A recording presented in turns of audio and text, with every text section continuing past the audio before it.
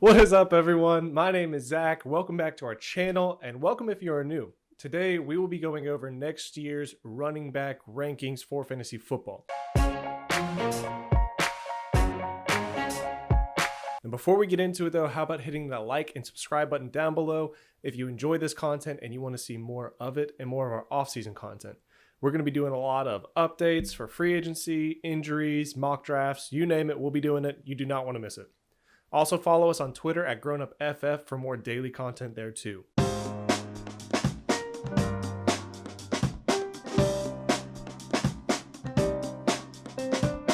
All right, well, let's go ahead and get into it with our number one running back for next season.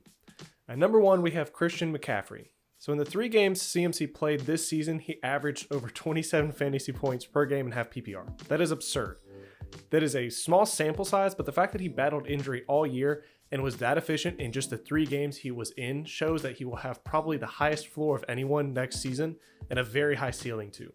His receptions help him so much too, and Teddy Bridgewater just likes to involve the running back in the passing game, so that only boosts it. One of the huge upsides of CMC too is that he has a very serviceable replacement if he were to be injured next season. Mike Davis showed this year he can clearly produce in this offense. So if you drafted CMC next year, all you have to do is handcuff Mike Davis with him, and you shouldn't have to worry tremendously or as much about another CMC injury. Yes, it would be unfortunate, and yes, it wouldn't be having CMC or the same as having CMC, but there really aren't many teams you can say have a good backup to come in like Mike Davis did and still produce pretty well for you. So even though CMC was injured all this season, we can still trust him next year as our number one running back. All right, well, let's move on to our number 2. At number 2, we have Dalvin Cook. I could have put Alvin Kamara here, but we really don't know what's going to happen next year with Drew Brees. And we saw as clear as day the hit that Kamara took with Drew Brees not playing this season. So let's get into the real number 2 then. With that being said, Dalvin Cook. And there was something this year with Dalvin Cook. The argument for him is always, oh, he can't stay healthy. Well, in a year where COVID was huge and injuries piled up, Cook only missed 1 game from injury, and then he missed week 17, which really didn't matter or mean anything because it was a personal reason, and a lot of starters miss week 17 anyway. He can definitely stay healthy for you and play a majority of the games next season, which already puts him in contention to finish really as the RB2, possibly RB1. This past season, he put up a total of 17 touchdowns, so he might hit some touchdown regression in that department, but he also had the second most rushing yards of any running back at 1,557. So I'm trusting Dalvin Cook as the number 2 for next year. All right, number 3, we have Alvin Kamara. So this heavily relies on Drew Brees coming back playing for the Saints next season. Kamara finished this season with 21 total touchdowns, which is insane. We did think he'd have positive touchdown regression this year, but 21 is outstanding. Plus, that was with Drew Brees missing some time too, and him being underutilized in those games he missed. He also came so close to eclipsing 1,000 rush yards, but he did make up for it with 700 receiving yards and 83 receptions. His receiving game makes him a top RB1 candidate each and every week, and this year we could see some games where he actually receives over 15 carries on the ground because he did last year. So if Brees plays next season, it's lights out Kamara. Okay, number 4, we have Derrick Henry. So at what point will we actually say Derrick Henry doesn't get the receiving work, but that doesn't matter at all for him? He just received over 2,000 yards of rushing and had 17 rushing touchdowns. So although it's hard to expect that same production next season, it actually wouldn't be that hard. He plays Houston and Jacksonville twice each year, which is basically saying you get at least 4 easy rushing defense games, and he averaged 23 carries a game this past season. So 2,000 yards might actually not be the narrative for next season, but I'd be surprised if he didn't get close to that with that amount of carries per game. Moving on to our number 5 running back for next year, we have Jonathan Taylor. Now, Jonathan Taylor just needed a little bit of time to adjust to the NFL and his offense, but think about it. He had no preseason and hardly an offseason to learn the offense, and yet he finished the season with the 3rd most rushing yards among running backs. He's on a phenomenal run blocking team, and Marlon Mack is set to become a free agent next year. So after how far the Colts have gotten with Jonathan Taylor, I could see Marlon Mack becoming a free agent. On top of that, Taylor has great pass catching ability and averaged 8 yards per reception this season. So if Rivers does come back to the Colts next year, then that is just more dump offs to him. So those 36 receptions that Jonathan Taylor had this year could go up.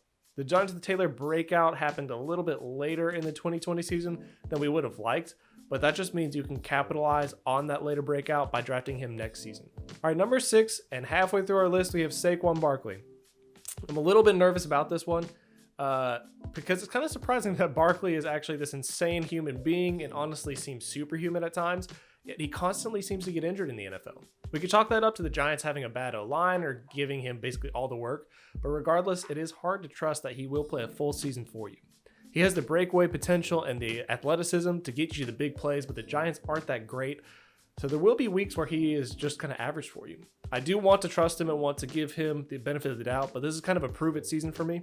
So if he does average this year, does get injured again, I'm probably not even going to have him in the first round the year after. All right, number 7 on our list is Nick Chubb. So here's another running back who is not as involved in the passing game, but what more do you need from Chubb? He averaged 5.6 yards per carry this past season, and he did the same the season before that. He constantly gets a good amount of carries, and he had 12 rushing touchdowns this past season in 2020, while missing 4 games due to injury. So that's awesome.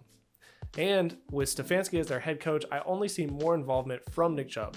Plus, looking at how Chubb and Hunt were both utilized together, this season it doesn't actually look like Chubb is in any danger of Hunt taking away any of the work or any of the carries from him. All right, well, let's talk about our number 8 running back.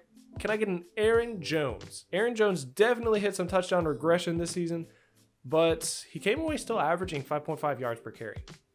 He didn't have as many big games as the season before, but with a team like the Packers and Aaron Rodgers who can move the ball well and him averaging 5.5 yards per carry, he can do big things for you regardless. Now, Jones and Williams are both free agents this season, so if Jones goes elsewhere, this obviously would change the rankings up a bit. But if he stays and Jamal Williams goes elsewhere, I think that helps Jones out tremendously. The Packers will be able to use A.J. Dillon on the ground and pound kind of with short yardage plays, and then Jones in the open field and receiving work. So I like Aaron Jones for this upcoming season.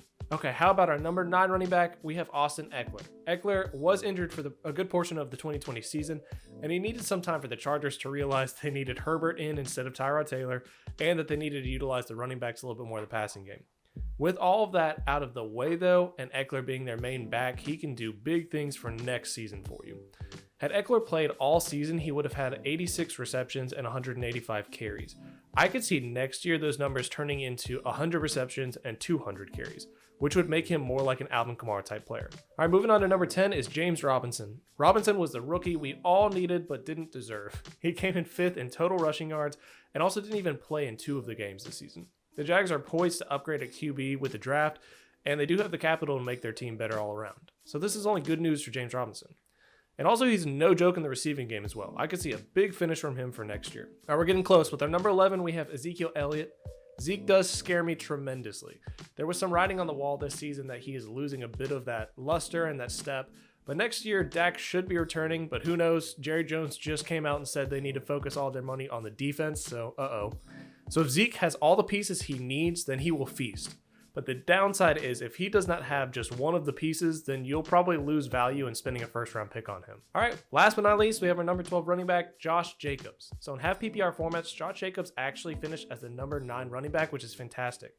However, each week it didn't really feel like that. He didn't even come close to the 60 receptions he wanted at the beginning of the season by only getting 33. But he didn't have an established offseason. He didn't have a preseason. So having that this year could get him closer to that goal. Also, the Raiders are acquiring new pieces and growing, so hopefully they should make a bump next year, which would just benefit Jacobs' floor. He still topped 1,000 rushing yards and had 270 plus carries this season, so those are all great signs for him for next year. A few other running backs on our list who did not make the list but could actually make their way into the top 12 are DeAndre Swift, Myles Gaskin, Miles Sanders, J.K. Dobbins, and Cam Akers. Dobbins, Swift, and Akers I'm especially excited for because they were able to produce well in spurts in 2020, being without an offseason program or preseason. So now with a year under their belt and probably these other programs, they should have a very high ceiling. All right, well, that's going to do it for our episode today. I hope you all enjoyed. Be sure to like and subscribe if you haven't already down below, and let us know in the comments down below too who you are taking in the first or second round at running back for your 2021 drafts. Be sure to stick around too because we are going to get into some mock draft content and videos that you do not want to miss. But go grow up and get guffed.